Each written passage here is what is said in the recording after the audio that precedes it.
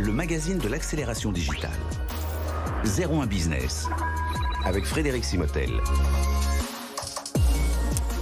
Un sujet dont on ne vous parle pas souvent, c'est le droit à la déconnexion. Et oui, en ces périodes de télétravail, voilà, je ne vais pas vous apprendre ce que c'est que la déconnexion, mais si quand même un peu, parce qu'il y a pas mal de choses qui se mettent en place. Il y a des règles à suivre, et puis il y a des règles juridiques, mais il y a des règles aussi techniques, et puis il y a des règles aussi qui sont peut-être pas notées et qu'il faudrait peut-être s'appliquer à soi-même, à ses équipes quand on est manager. On va en parler. C'est un guide de survie de l'IT, guide de déconnexion et de survie, c'est comme ça qu'on peut l'appeler. Hein. Philippe Pinault, bonjour. Bonjour. Merci d'être avec nous, cofondateur et PDG de TalkSpirit. On dira un mot de TalkSpirit dans un instant, parce que vous aussi, là, ça a été un gros boom avec cette pandémie. Et puis avec nous pour commenter aussi, on la remercie, on vous voit souvent chez BFM Business avec vous pour répondre aux questions de nos téléspectateurs, auditeurs, internautes. Élise Bénéat, bonjour. Bonjour. Vous êtes avocate chez Depardieu, Branca et Maffei. Merci d'être avec nous. Donc on va parler de ce droit à la déconnexion. Un mot d'abord, Philippe, sur TalkSpirit. Donc oui, j'imagine que la pandémie, faut en tirer des choses positives. Vous, c'était plutôt positif puisque plateforme d'intranet collaboratif, et on l'a bien vu, on peut plus s'en passer. Oui, alors très très rapidement, nous sommes une solution qui vient en support de ces nouveaux modes de travail, qui concrètement réunit en fait des outils pour améliorer la circulation de l'information, se réunir aussi, créer de la cohésion dans l'entreprise, et puis améliorer finalement ce que sont nos modes de collaboration au quotidien avec du chat, avec de la visioconférence. Évidemment, une activité qui a été amplifiée de façon importante par la pandémie. Voilà. Et puis, il va falloir apprendre à travailler dans un mode hybride, parce que c'est comme ça qu'on va se retrouver finalement. Oui, on va pas avoir pas une bascule complète dans un monde, pas un retour complet dans l'autre. Non, on l'espère pas. Non. Donc ouais. Effectivement, le mode hybride qui était déjà une réalité pour certaines entreprises, c'est imposé à tout le monde avec évidemment le confinement. Et je pense qu'on peut dire raisonnablement qu'il n'y aura pas de retour en arrière en mode full, totalement, je dirais, en présentiel. Il n'y aura pas non plus de totalement à distance. Donc il y a un juste équilibre à trouver finalement dans ce qu'on appelle le mode hybride. Élise Bénéat, vous tirez quoi comme leçon justement sur ce mode de télétravail? On reviendra sur le droit à la déconnexion dans un instant, mais sur ce mode de télétravail, voilà, en tant que votre regard d'avocate sur nos façons de travailler aujourd'hui. Alors c'est un mode qui s'est amplement développé effectivement avec la crise sanitaire. Les entreprises n'étaient pas forcément très très promptes à le développer. Oui, c'était compliqué, puis c'était très simple, avec les syndicats, avec des instances représentatives. Exactement. Vraiment. Et la crise a décuplé le développement du télétravail. Alors maintenant, il faut mettre en place les outils de déconnexion pour que le cadre soit assuré, pour que les salariés travaillent en confort, que les entreprises continuent à être performantes. Mais là, vous trouvez qu'il y a, on va reparler vraiment de ce guide, des conseils, de tout ce... Mais il y a un curseur qui revient un peu, parce qu'à un moment, on se laisse emporter, on est dans le télétravail, on n'est pas encore bien habitué, on décroche à n'importe quelle heure, dans les deux sens d'ailleurs. Et là, peu à peu, vous trouvez qu'il y a, de ce que vous entendez autour de vous, on revient un peu à une normalité quelque part? Oui, on essaye de revenir à une normalité parce que rien n'a été normal depuis un an. On a basculé totalement en télétravail en mars 2020. Il y a eu 2 mois où tout a été bloqué et on a dû se débrouiller avec les moyens du bord, et les entreprises n'avaient pas forcément anticipé, et les salariés non plus, même à domicile. Et là aujourd'hui, ça fait 1 an qu'on a commencé quand même à mettre en place des guides, des outils. Les salariés se sont un peu mieux installés chez eux. Donc on revient à quelque chose d'un peu plus normal et d'un peu plus confortable pour tout le monde. Et alors, comment on peut définir le droit à la déconnexion? Alors le droit à la déconnexion, c'est d'abord une démarche de prévention. C'est donner les outils aux salariés de pouvoir se déconnecter en toute sécurité, en ayant conscience que ça ne pose pas de difficulté pendant soit leurs horaires de travail, si on met en place des plages de déconnexion, soit à l'extérieur de leurs heures de travail, pour qu'ils puissent concilier leur vie privée et leur vie professionnelle au mieux. Il y a d'abord un enjeu principal qui est celui des risques psychosociaux. Je pense qu'il faut le rappeler. L'assurance maladie, par exemple, évalue à 2 à 3 milliards quand même le coût lié au stress, au burn-out et à finalement cet inconfort dans le travail. Donc c'est quand même pas rien. Et puis il y a un enjeu évidemment donc du coup de bien-être, de qualité de vie au travail qui devient un enjeu très important et aussi un outil de marque employeur finalement, parce que aujourd'hui attirer, fidéliser des talents, c'est être sensible finalement à ce qu'est cette qualité de vie au travail, et on veut justement dans ce guide insister sur cet enjeu-là, parce qu'on pense que c'est une belle façon finalement de prendre conscience de ces éléments. Et vous pensez que dans les mentalités, ça commence bien à s'installer, que ce soit côté management ou côté salarié ? Je pense qu'après une période effectivement très chahutée par la mise en place du télétravail de façon très brutale, on commence à revenir à des choses un peu plus conscientes et à la mise en place de bonnes pratiques.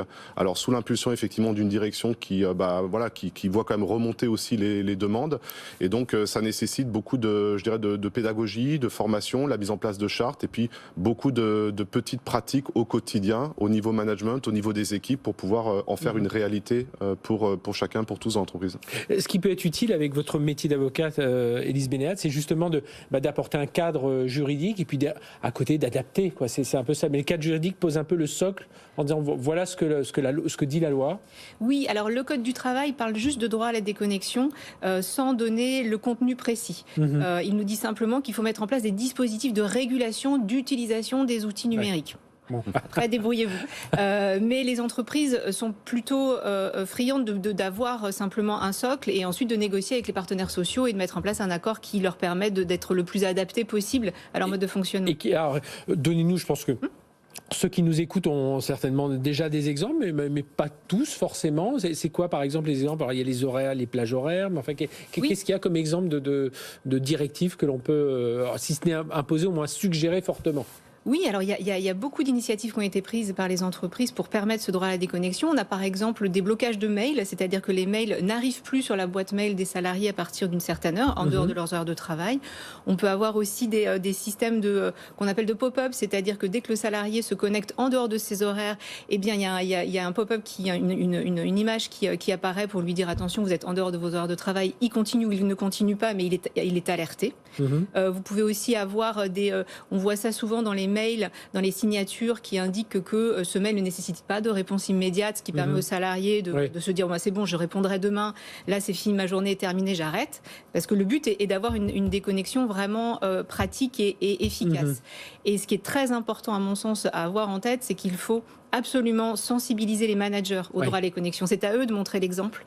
Et ensuite, derrière, tout se passera de manière fluide. Oui, parce que le mail envoyé le vendredi soir à 18h demandant une réponse au plus vite, on sait ce que ça veut dire. Exactement. Oui, et ça, c'est des choses qui sont en train de changer, Philippe. Oui, tout à fait. Pour compléter aussi les réunions, par exemple, à ne pas programmer de réunions tardives. Et puis, pour compléter cette liste, peut-être des notifications, être attentif aux notifications. Il y a beaucoup d'outils digitaux qui envoient de la notification en permanence sur le téléphone mobile, sur les mails. Et donc, sensibiliser sur la façon d'utiliser aussi ces outils pour un moment mettre des plages de déconnexion, parce que c'est facile finalement de dire le week-end, je ne souhaite pas être notifié sur mon mobile avec un petit push qui vient me rappeler à l'attention. Finalement. Voilà. Oui, et puis en plus maintenant on a des outils, maintenant on reçoit des messages par Teams, pour ceux qui utilisent cette plateforme, on est encore abreuvé d'autres messages. Ça veut dire comment on met en place ce droit à la déconnexion là. Vous donnez quelques indications sur dans le guide Philippe Pinault de Talkspirit, et d'ailleurs justement première chose c'est communiquer. Oui, alors d'abord faire quand même un petit peu l'analyse de l'existant, parce que les entreprises sont plurielles, donc il y a des diversités de maturité, d'outillage, etc. Il y a des pratiques qui peuvent vraiment varier d'une entreprise à l'autre. On commence par regarder un petit peu quelles sont les pratiques. Effectivement, ensuite, on met généralement en place une charte, c'est-à-dire qu'on discute ensemble de qu'est-ce que l'on veut faire au regard de ce qu'est ce contexte, mais aussi peut-être des organisations syndicales ou des groupes de travail qui peuvent exister et qui ont réfléchi à cette question. Et puis beaucoup de pédagogie, évidemment, de formation, d'accompagnement des managers.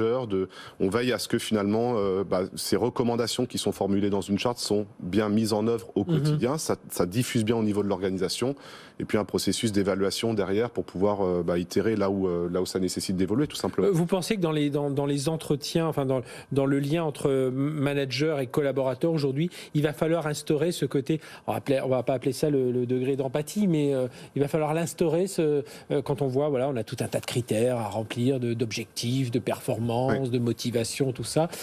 il va falloir pour un manager dire tiens, est-ce que vous avez un bon niveau d'empathie avec vos collaborateurs ? Je crois qu'au-delà de ça, ce qui est important, c'est quand même de veiller, d'être sensible à ce qu'est cette santé, finalement, cette bonne santé du collaborateur, parce que la bonne santé d'un collaborateur, c'est la bonne santé d'une équipe. Oui. Et je pense que aussi bien au niveau manager qu'au niveau organisation, on se doit d'être sensible à ce qu'est cette qualité de vie au travail et veiller à ce que l'on puisse concrètement la développer. Une entreprise qui est saine à l'intérieur, c'est une entreprise qui est saine aussi pour ses clients et qui va se développer de façon beaucoup plus performante. Donc je pense que c'est un vrai enjeu et que c'est pas simplement de la décoration quand il s'agit de droit à la déconnexion. Ça veut dire, Élise Bénéat, qu'il faut cet aspect communication, il est important, quoi, vous l'avez dit, alors auprès des managers, auprès des collaborateurs qui doivent savoir un peu ce à quoi ils ont le droit, à quoi ils s'exposent si d'eux-mêmes ils décident de dire tiens, moi à 19h c'est fermé. Oui, tout à fait, parce que les outils, c'est une chose, les chartes, c'en est une autre, mais il faut apprendre aussi à communiquer et à faire des ateliers de compréhension, parce que les outils numériques, il y a un an, moi personnellement, il y en avait beaucoup que je ne connaissais pas. La visioconférence, je pense que 80% des gens l'ont utilisé vraiment. Exactement. Et n'y croyaient pas d'ailleurs auparavant. Exactement. Pourquoi pas. Donc il faut communiquer, il faut former, il faut expliquer aux salariés comment ça fonctionne, quels sont leurs droits, quelles sont leurs plages de connexion, quels sont les outils qu'ils peuvent utiliser. Il faut aussi, je pense, essayer de promouvoir des modes collaboratifs, c'est-à-dire à éviter de toujours échanger par mail, essayer de faire des échanges aussi, même quand on est en télétravail, puisque c'est le cas pour beaucoup d'entre nous.